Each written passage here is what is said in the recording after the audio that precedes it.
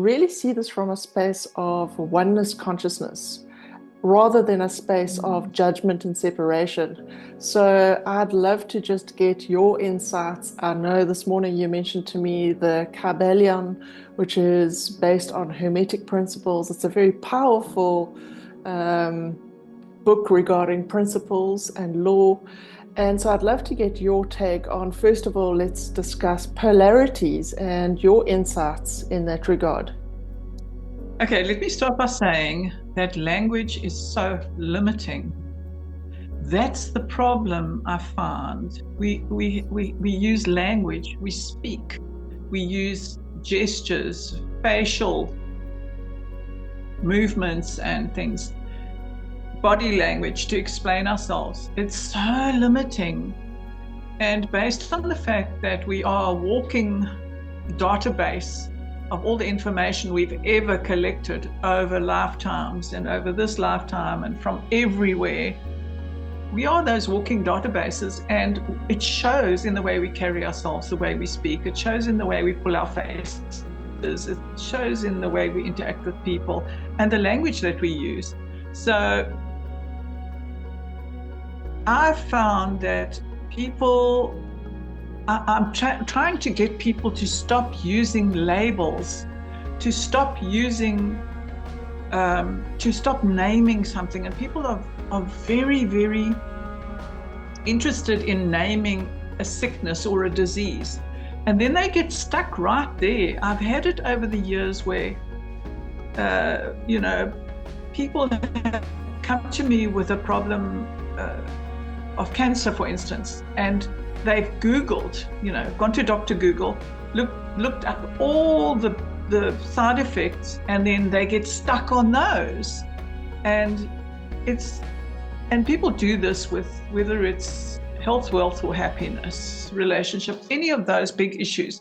People get stuck on the naming, the blaming, the labels, what the labels mean, and everything. We've got to remember that language just limits us and gives us such a limited perspective of whatever it is that we are looking at.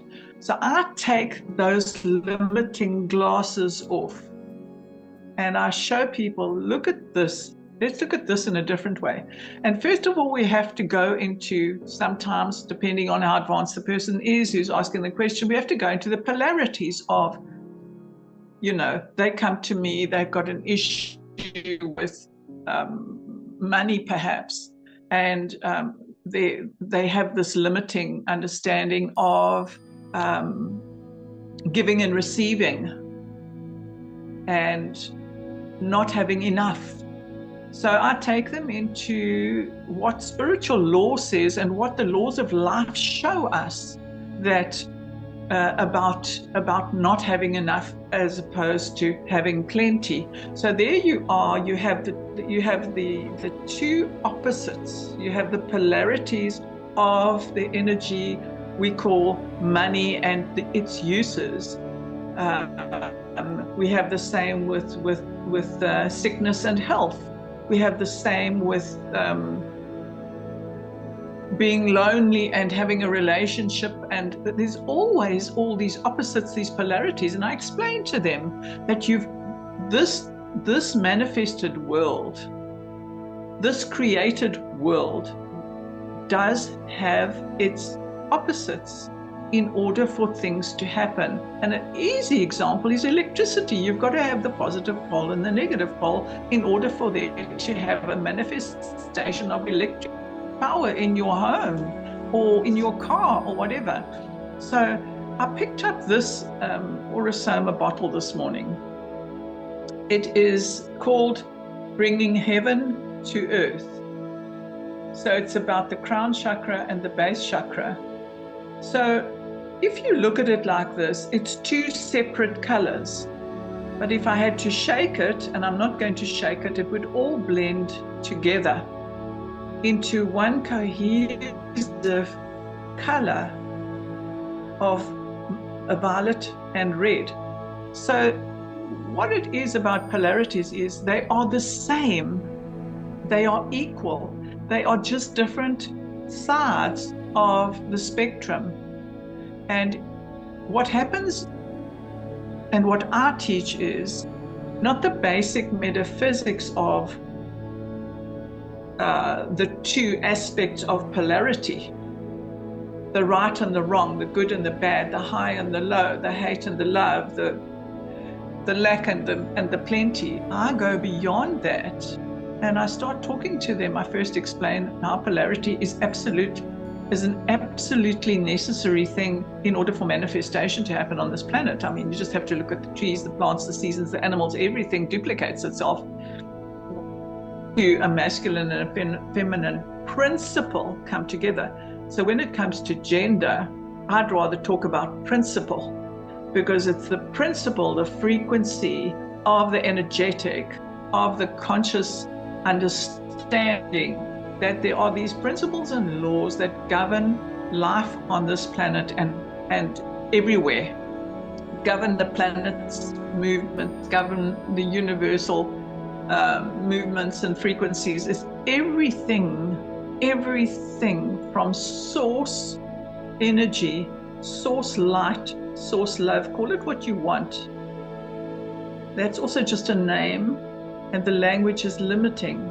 So just let source, and everything that comes forth from source has a masculine and feminine principle to it. Otherwise it wouldn't be created.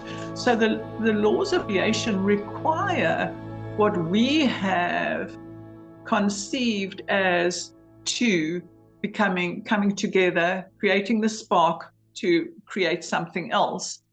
But because of our language and the way we have interpreted things over the years, this masculine and feminine thing has become so muddled up and so confused and so badly expressed in life that I think people have just become completely confused by the whole situation. So I prefer to talk about the principles of polarity, which involve the principles of correspondence, as above, so below, as below, so above, principle of rhythm, how everything swings, the pendulum swings from one side to the other in a perfect rhythm, and it doesn't just stand still. If everything stood still, you'd have stagnation and death.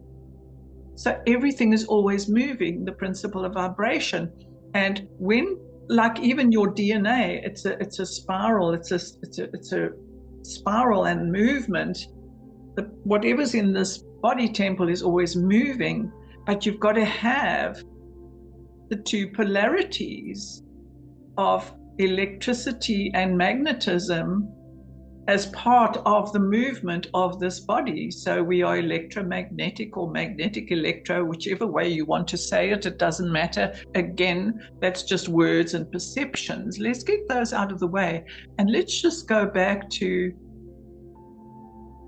one contains the many, and the many contain the one. Source is all there is, and all there is source. That's perfect. I love that. And when you were speaking, a little light went off for me as well, in terms of, I think over millennia, we've become so obsessed with analyzing everything. Yeah. That what we've done is we've taken our divine nature, which is all encompassing because it's oneness, it's unity, and we've broken it into these parts. And then what we've done is we've thought of these parts in terms of being separate from one another. So when you were talking about you have to have the polarities with the rhythm, it made total sense to me, and the other principles, because we are all of these principles amalgamated into this divine, awesome being and more, And so we've taken the principle of polarity and broken it up into masculine and feminine. We've taken the principle of rhythm and kept that separate from that, masculine, feminine, the principle of gender. So we've separated all of these things, and it's in the separating that we've run into trouble because these things they're not meant to be seen as separate things. So what it reminded me of is that, in life, we're all dealing with different situations where we have to tap into sometimes different extremes of a singular polarity. So that single, like for example, in the Kybalion, to give an example, they talk about temperature and hot and cold. And that hot and cold are the same thing, temperature, just different variations or degrees of the same thing. Now, in life, if you are, for example, a single mom, for example, I'm just giving a wild example out here, you have to sometimes tap into more of your planning and your, protector and logic and that sort of aspect of yourself in order to now step into a place where you've got to provide for others, because you're having to step into that other side of their temperature gauge, which is masculine, feminine on the same line. It's the same class. You have to move with the rhythm. The rhythm is connected to moving up and down that scale. At certain times, there's a season and a reason to access certain things, and other times not. Am I thinking along the right lines here? Sometimes we have to be the particle, and other times we have to be the wave. And, that's the science of it. But people, what I found, that people love to have a name for something in order to understand it. It's just a case of people trying to understand things, that they give it labels, and they give the label meaning when the label itself has absolutely no meaning. And it's to get people to come away from their labels, to drop those labels by understanding that those labels of themselves have no power. They are just names that have been given to something, or a health situation, or a disease situation, or a money situation, or relationship situation. And in order for people to understand, but the thing is too, like you said, it's become an analytical, mental, gymnastic approach where people analyze a thing to death in order to understand it. And so what you're doing is you're simply holding the problem in place, because you're feeding it, giving it your attention all the time. And the only way, and people say, well, you've got to just drop that, you've got to let that go. How? That's not, you can't just drop something and let it go. It's easier said than done. So I say to people, unless you can understand what it is that's going on and how to drop that, how to shift that, understanding will help that. And I found time and time again, all I have to do is help the person to understand what it is they are dealing with, by taking away the labels and the names, and then they start to see clearly.